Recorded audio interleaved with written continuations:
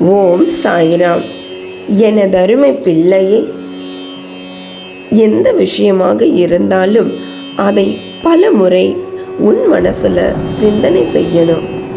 ஒருவர் போன வழியில் சிந்திக்காமலேயே பின்பற்றி செல்வது மூடத்தனம். உன்னுடைய பாதை வேறு, உன்னுடைய கர்மா வேறு. உனக்கென்று ஒரு பாதை, உனக்கென்று சிந்தனை, உனக்கென்று தனி ராஜாங்கம் என்று இருக்க வேண்டும். இப்படி நீ கௌரவமாக மற்ற பிள்ளைகளைப் போல் செல்வ செழிப்புடன் இருப்பதையே நான் விரும்புகிறேன்.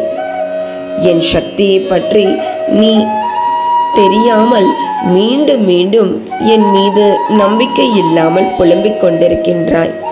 இது எனக்கு கோபத்தை விளைவிக்கிறது பிள்ளையே. இருந்தாலும் நான் ஏன் தினமும் தெய்வ வாக்கு கொண்டு வருகின்றேன். இந்த தெய்வ வாக்கை பெற்று உன்னை சூழ்ந்திருக்கும் தீய சக்தியிலிருந்து உன்னை காப்பாற்றி கொண்டு அன்றைய செயலை வெற்றிகரமாக முடிக்கவே நான் உன் மேல் கோபம் இருந்தாலும், என்னை நீ உதாசீனப்படுத்தினாலும் மீண்டும் மீண்டும் வந்து கொண்டிருக்கின்றேன் உன் முன்னால்.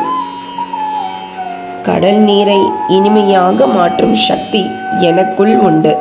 அப்படி இருக்க உன் வேண்டுகோளை நிறைவேற்ற மாட்டேனா என்ன? இன்று வெங்கடேஸ்வர பெருமானுக்கு பிடித்த பச்சை கற்பூரத்தை தொட்டாயா?